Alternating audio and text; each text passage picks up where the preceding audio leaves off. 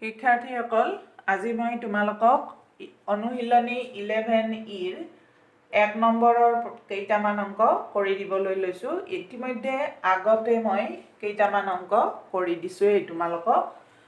আজি আকৌ কেইটামান কৰি দিম। এতিয়া ইয়াত মই কি কৰিম চোৱা। এইটোত a plus b into c এইটো বিতৰণ বিধি আছিল is equal to ac plus bc। ইয়াত h into plus আছিল বাবে h into plus লিখিছিলো আৰু যদি h into minus হয় এইটো minus লিখিম। ইয়াত a মানে x, b মানে 3, মাত্ৰ ইয়াত প্লাস আছিল কাৰণে এইটো প্লাস, ইয়াত মাইনাস আছে কাৰণে সোঁফালে এইটো লিখতে মাইনাস লিখিম আৰু এই গোটেইখিনিক মই c বুলি ধৰিলো। ধৰিলে কিমান হ'ব এতিয়া is equal to ac, a মানে x আৰু c মানে x square plus 3x plus 9। তাৰ পিছত এইটো প্লাস আছিল বাবে প্লাস দিছিলো, ইয়াত মাইনাস আছে বাবে মাইনাস দিলো। তাৰ পিছত 3 b লিখিছো, bc আছিল নহয়, b মানে 3 আৰু c মানে x square plus 3x plus 9। এতিয়া এইখিনি হৈ গ'ল। এতিয়া আমি পূৰণ কৰিম। পূৰণত আকৌ এটা বিতৰণ বিধি এনেকৈ লিখিছিলোঁ a into b plus c is equal to ab plus ac।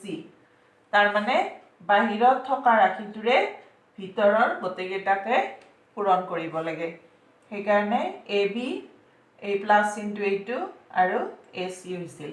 গতিকে ইয়াত এই x টোৰে ভিতৰৰ ৰাশিবোৰক পূৰণ কৰিম আৰু ইয়াত যেহেতু x টো ধনাত্মক, গতিকে ধনাত্মক ৰাশিৰে পূৰণ কৰোঁতে বন্ধনী ভাঙি দিলে ভিতৰৰ ৰাশিবোৰৰ অৰ্থাৎ বন্ধনীটোৰ ভিতৰৰ ৰাশিবোৰৰ চিনৰ কোনো পৰিৱৰ্তন নহয়।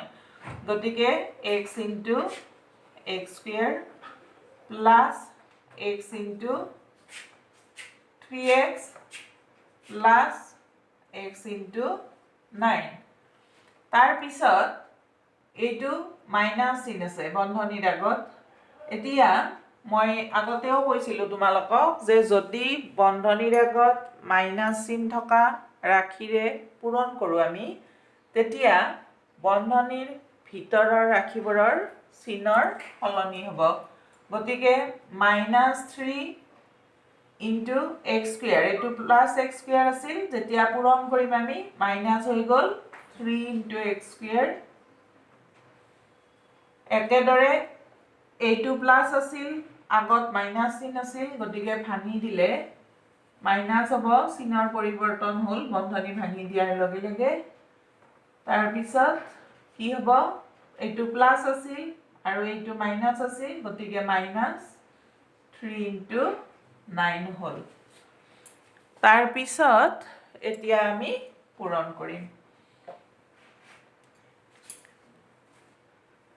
এতিয়া চোৱা, ইয়াত দুয়োটা ৰাশিৰে সাংখ্যিক হ'ব, নাই মানে 1 আছে, গতিকে 1 into 1 equal to 1 হ'ব।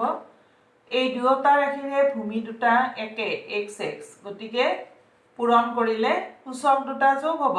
xৰ ওপৰত একো নাই মানে 1, ইয়াত 2, গতিকে 1 plus 2 3 প্লাস ইয়াতে কি হৈছে x into 3x।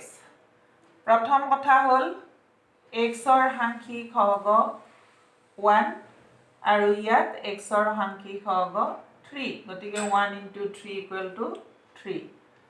x into x, গতিকে ভূমি দুটা একে, গতিকে ইয়াৰ পাৱাৰ 1, ইয়াৰ পাৱাৰ 1, গতিকে 1 plus 1 2।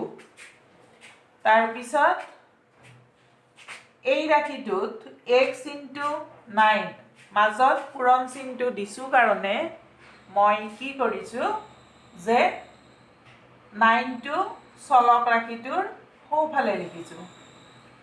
এতিয়া পূৰণ চিনটো নিদিলে কিন্তু সংখ্যাটো সদায় চলক ৰাশিৰ বাওঁফালে থাকিব।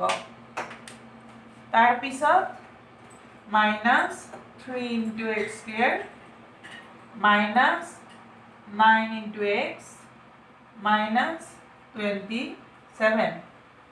এতিয়া চোৱা ইয়াত একে ৰাখি আছে আৰু চিন কেইটা বেলেগ বেলেগ আছে। তুমি এক্স কিউবৰ লগত সদৃশ ৰাখি নাই ইয়াত এটাও। তাৰপিছত এক্স স্কুৱেৰ, এইটো প্লাছ 3x স্কুৱেৰ, এইটো মাইনাছ 3x স্কুৱেৰ, গতিকে আমি কাটি দিব পাৰোঁ। এতিয়া এইটো প্লাছ 9x, এইটো মাইনাছ 9x, কাটি দিব পাৰোঁ। এতিয়া মই যে কাটি দিব পাৰোঁ কথাটো ক'লোঁ, এটা ধনাত্মক আৰু এটা ঋণাত্মক ৰাশি যদি একেই হয়, চিন দুটাৰ বাহিৰে ৰাশি দুটা যদি একে হয়, তেতিয়াহ'লে সেই দুটা কাটি যাব। গতিকে আমি কি কৰিম, কিয় কাটি দিম মই সেইটো কৈছোঁ। এইটো আছিল প্লাছ 3x স্কুৱেৰ আৰু এইটো আছিল মাইনাছ 3x স্কুৱেৰ। মই যে কাটি দিছোঁ, কিয় কাটি দিলোঁ সেই কথাটো কৈছোঁ। মই এনেকৈ লিখিছোঁ 3x square plus minus 3x square is equal to 3 plus minus 3, সাংখ্যিক সহগখিনি লিখিছোঁ আৰু আক্ষৰিক অংশখিনি থাকিল বাহিৰত। এতিয়া কি হ'ল, এটা ধনাত্মক আৰু এটা ঋণাত্মক ৰাশি থাকিলে কি কৰিব লাগে, ৰাশি দুটাৰ পৰম মানৰ পাৰ্থক্য উলিয়াব লাগে। গতিকে আমি কি কৰিম, পৰম মানৰ পাৰ্থক্য উলিয়াবলৈ দুয়োটাৰে পৰম মান একে হ'ব। গতিকে 3 মাইনাছ 3 0 হ'ব আৰু কি হ'ব, আগত কি চিন বহুৱাম, যিহেতু দুয়োটা ৰাশি সমান আমি সেইটো এতিয়া ক'ব নোৱাৰোঁ। গতিকে আমি কি কৰি ল'ম যে 3 প্লাছে মাইনাছে মাইনাছ 3 আৰু বাহিৰত x স্কুৱেৰ ইনটু হৈ থাকিল 3 মাইনাছ 3 0 ইনটু x স্কুৱেৰ। এতিয়া আমি জানো 0ৰে চলক ৰাশিয়ে হওক বা সংখ্যাই হওক, যি ৰাশিকেই পূৰণ নকৰোঁ কিয়, পূৰণফল সদায় 0 হয়। গতিকে 0 হ'ব। তাৰমানে 3x square minus 3x square equal to 0। আৰু যিহেতু 0ই হ'ব, গতিকে আমি ইমান ডিটেইলছ নকৰি এইটো কাটি দিছোঁ। তাৰপিছত প্লাছ 9x একেদৰে মাইনাছ 9x কাটি গ'ল মানে এইটো নিয়মেৰে কাটি যাব। মই তোমালোকক ইয়াত কিয় কাটি দিওঁ সেইটো কথা বুজাই দিলোঁ। এক্স কিউব মাইনাছ 27, এইটো হ'ব এনচাৰ। তাৰপিছত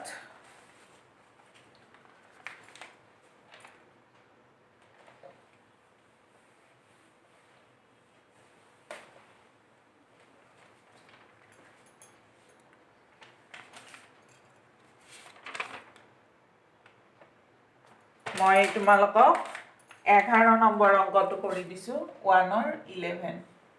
অংকটো আছিলে a minus 2b plus 3c into a plus 2b minus 3c। এতিয়া আগতে যেনেকৈ আমি দুটা ৰাশিৰ ক্ষেত্ৰত কি কৰিছিলোঁ, বাওঁফালৰ প্ৰত্যেকটো ৰাশিৰে সোঁফালৰ ৰাশি পূৰণ কৰিছিলোঁ, ইয়াতো একেদৰেই কৰিম। এই ৰাশিটোৰ প্ৰত্যেকটো পদেৰে ইয়াক পূৰণ কৰিম। গতিকে প্ৰথম পদ a into a plus 2b minus 3c।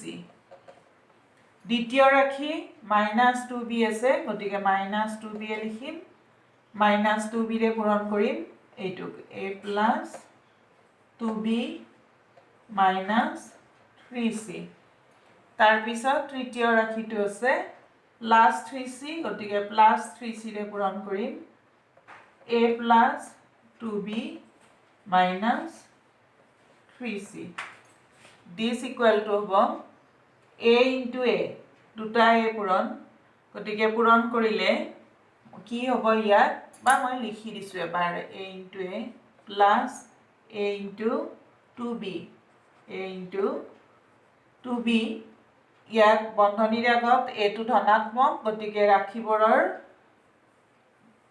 বন্ধনীৰ ভিতৰত থকা ৰাশিবোৰৰ চিনৰ পৰিৱৰ্তন নহয় যেতিয়া আমি বন্ধনীটো ভাঙি দিম গতিকে মাইনাছ চিন আছে মাইনাছে থাকিব a ইনটু 3c তাৰ পিছত এইটো বন্ধনীৰ আগত ঋণাত্মক ৰাখি আছে গতিকে যেতিয়া আমি বন্ধনীটো ভাঙি দি পূৰণ কৰিম তেতিয়া ভিতৰৰ ৰাশিবোৰৰ চিনৰ পৰিৱৰ্তন হ'ব গতিকে প্ৰথম এইটো এটো ধনাত্মক আছিল -2b ৰে পূৰণ কৰিম গতিকে -2b ইনটু a এইটো এতিয়া এটা ৰাশি হৈ গ'ল তাৰ মানে এই ৰাশিটোৰ ধনাত্মক চিনটো ঋণাত্মক হ'ল তাৰ পিছত এইটো ধনাত্মক আছিল গতিকে এইটো যেহেতু বন্ধনীৰ আগত ঋণাত্মক আছে গতিকে ঋণাত্মক হ'ল তাৰ পিছত 2b ৰে এই 2b টো পূৰণ কৰিম তাৰ পিছত এইটো বন্ধনীৰ ভিতৰত ঋণাত্মক আছিল যেহেতু বাহিৰত ঋণাত্মক ৰাখি আছে এইটো সলনি হ'ব প্লাস 2b ইনটু 3c তাৰ পিছত এইটো ধনাত্মক ৰাখি গতিকে বন্ধনী ভাঙি দি পূৰণ কৰিলে বন্ধনীৰ ভিতৰৰ ৰাশিবোৰৰ চিনৰ পৰিৱৰ্তন নহয় গতিকে প্লাস 3c ইনটু a তাৰ পিছত প্লাস 3c ইনটু 2b তাৰ পিছত minus 3c into 3c this equal to a to the power a ৰ power 1 ইয়াত 1 গতিকে 1 plus 1 2 plus সাংখ্যিক হ'ব ইয়াৰ 1 ইয়াৰ 2 গতিকে 1 into 2 2 a into b ab minus ইয়াত সাংখ্যিক হ'ব a ৰ 1 বুলি ধৰিব পাৰা আৰু এইটো 3 তো 1 into 3 পূৰণ কৰিলে 3 হ'ল a c তাৰ পিছত minus 2 সাংখ্যিক হ'ব a ৰ 1 গতিকে 2 into 1 2 হ'ল ab বা ba যি লিখা ab লিখিবও পাৰিবা ba লিখিবও পাৰিবা তোমালোকে -2 ba লিখিবও পাৰিবা যিটো লিখা দুইটাই একে বুজায় -2ab আৰু -2ba দুইটাই একে বুজাব তাৰ পিছত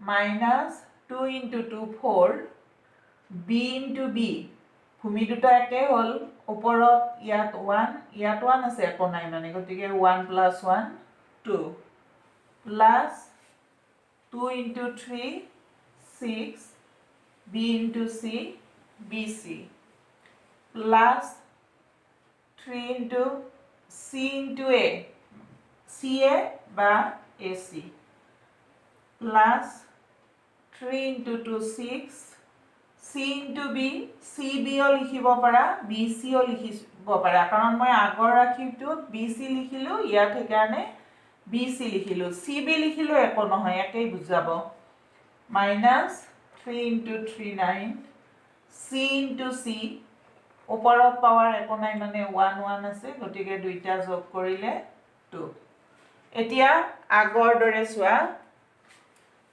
+2ab -2ab কাটি গ'ল -3ac +3ac কাটি গ'ল তাৰ পিছত আৰু নাযায় গতিকে a square plus -4b square আছে -4b square plus 6bc plus 6bc আছে -9c স্কয়াৰ তাৰ পিছত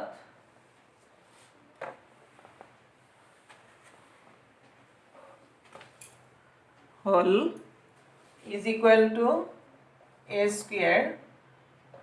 স্কয়াৰৰ সদৃশ ৰাশি নাই তাৰ পিছত -4b স্কয়াৰ এইটোৰো সদৃশ ৰাশি নাই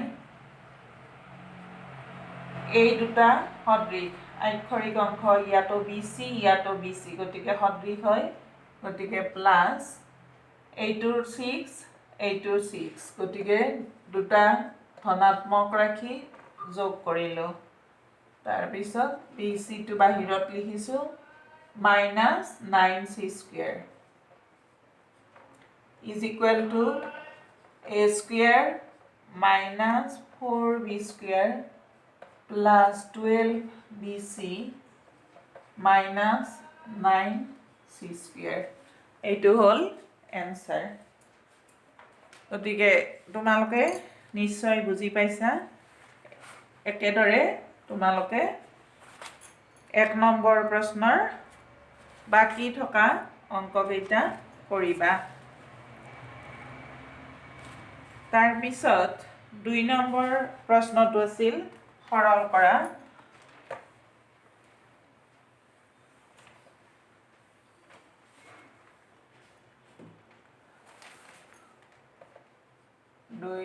সৰল কৰা একে পূৰণ দিয়া আছে। সৰল কৰা পূৰণৰে হয়। 1 নম্বৰ অংকটো আছে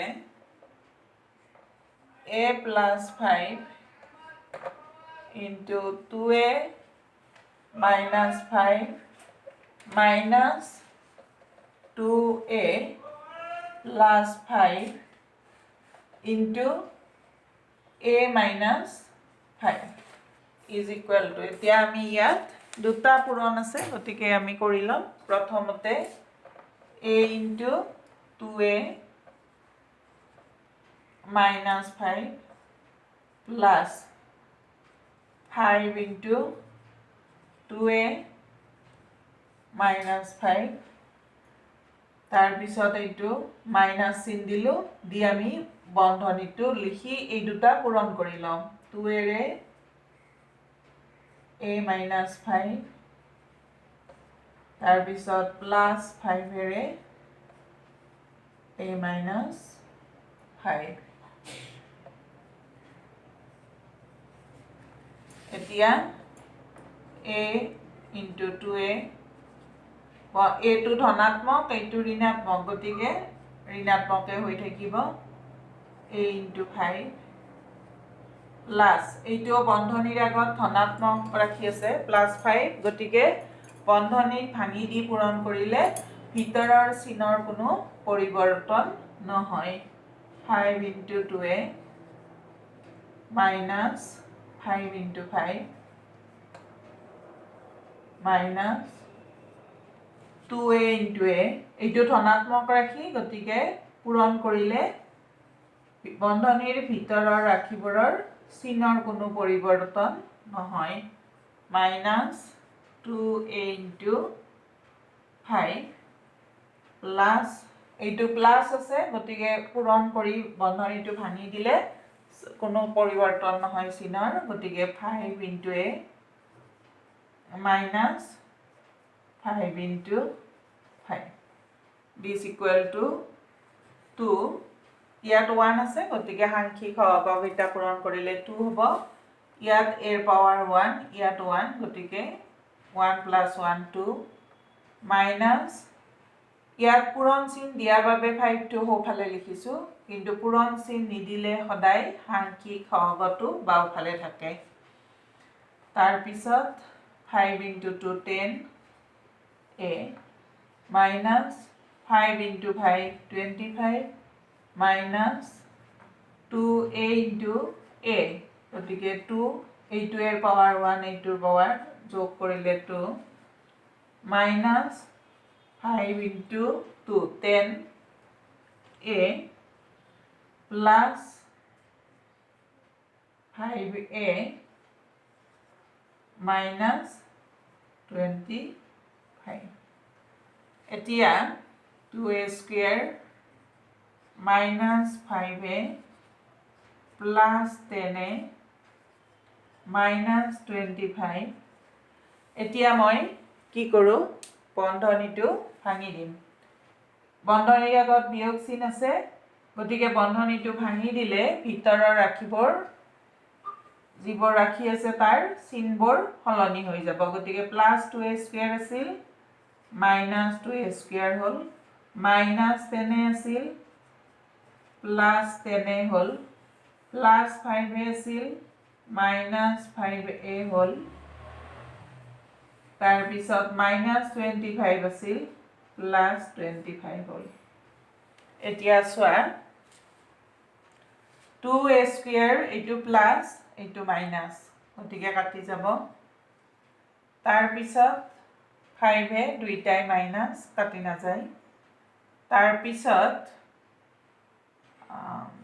10 प्लस 10 काटि नाजाय माइनास 25 प्लस 25 काटि गल এতিয়া কি থাকিব আমি চাওচোন সদৃশ ৰাখিবৰ এফাক কৰি লওঁ প্ৰথমতে -5 তাৰ পিছত এই -5 টো একেলগে লিখিছো প্লাস 10 এইটো আৰু এটা 10 আছে এইটো লিখিলো তাৰ পিছত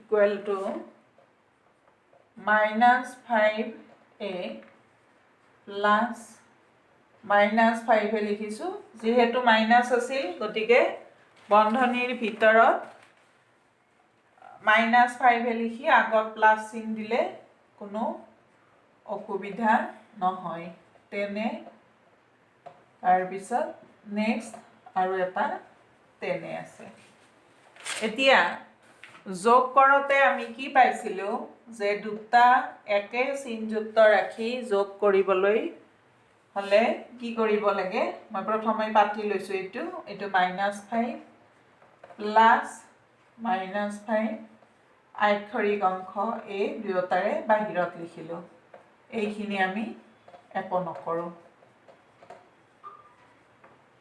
তাৰ পিছত কি আছিল নিয়মটো আমাৰ দুটা একে চিনযুক্ত ৰাখি যোগ কৰিবলৈ প্ৰথমতে ৰাখি দুটাৰ পৰম মান দুটা যোগ কৰিব লাগে -5 ৰ পৰম মান 5 ইয়াতো 5 যোগ কৰি ৰাখি দুটাৰ আগত থকা চিনটো যোগফলৰ আগত দিব লাগে দুয়োটা ৰাখিত মাইনাস চিন আছে মাইনাস চিনটো দিলো a প্লাস 10 প্লাস 10a तार पिছত